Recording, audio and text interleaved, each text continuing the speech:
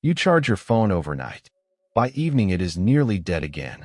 That daily cycle is billions of lithium ions moving back and forth between two electrodes inside a sealed pouch smaller than your palm.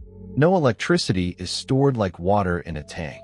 Energy is stored in chemical potential, released when ions flow one direction, restored when an external charger pushes them back. Common mental model. A battery is a container holding electrons like a bucket holds water. That is wrong. A battery stores chemical energy. When you use your phone, a chemical reaction at the anode releases lithium ions and frees electrons. The electrons travel through your phone's circuits doing work. The ions travel through an electrolyte inside the battery to balance the reaction. Two parallel paths, one inside the battery, one through your device. A lithium-ion cell has three core layers. The anode, typically graphite, holds lithium ions when charged. The cathode, a lithium metal oxide, holds them when discharged. Between them sits a liquid electrolyte that ions pass through. A thin separator prevents the electrodes from touching while allowing ion flow. The entire assembly is rolled or stacked into a compact pouch that fits inside your phone. When you use your phone, the anode releases lithium ions into the electrolyte. Ions migrate to the cathode. Electrons cannot pass through the electrolyte, so they exit the anode and flow through your phone's circuits, powering the screen, processor, and radio. At the cathode, ions and electrons reunite in a chemical reaction that releases stored energy. More usage means more ions moving. More ions moved means lower remaining charge. Battery voltage tells you how much energy remains. A fully charged lithium-ion cell sits around 4.2 volts. As ions deplete, voltage drops gradually, then falls sharply near empty. Your phone's fuel gauge does not just read voltage. It tracks Coulomb counting, measuring actual charge flowing in and out over time. Capacity is measured in milliamp hours. A 4,000 milliamp hours battery can deliver 4,000 milliamps for 1 hour or 400 milliamps for 10 hours. Charging reverses the flow. The charger applies external voltage, pushing electrons back into the anode and forcing lithium ions to migrate from cathode to anode. The chemical reaction runs in reverse, restoring stored energy.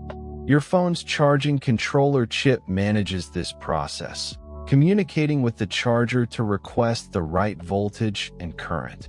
Without that controller, overcharging could damage the cell. Lithium-ion charging follows two phases. Constant current.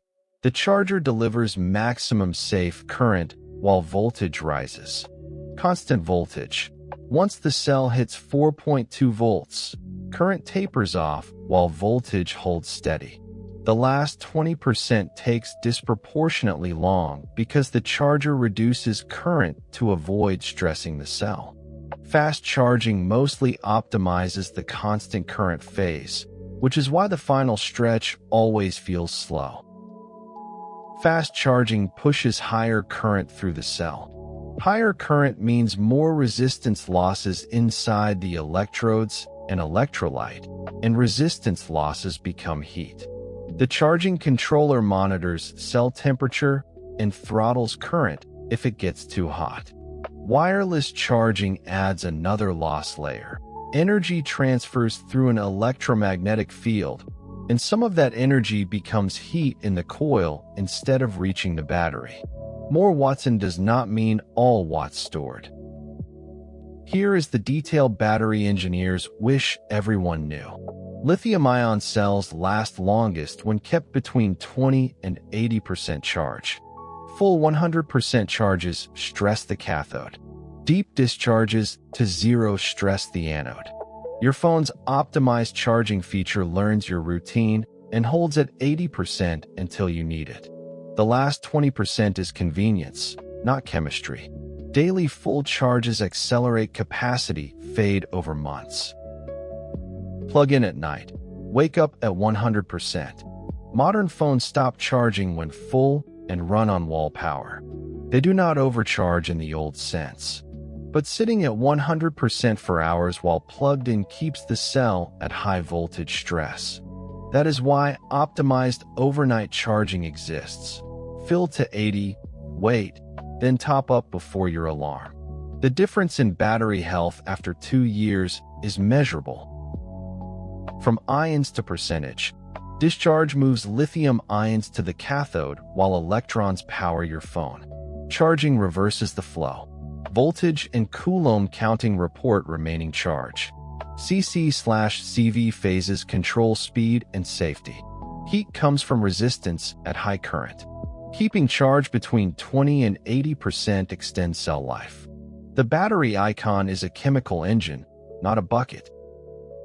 If your battery icon now feels like a chemistry lab instead of a simple meter, that is System Sketch doing its job. Subscribe for weekly system breakdowns in plain English. Next time, we trace a web request from a satellite in low Earth orbit down to the dish on your roof. This is System Sketch.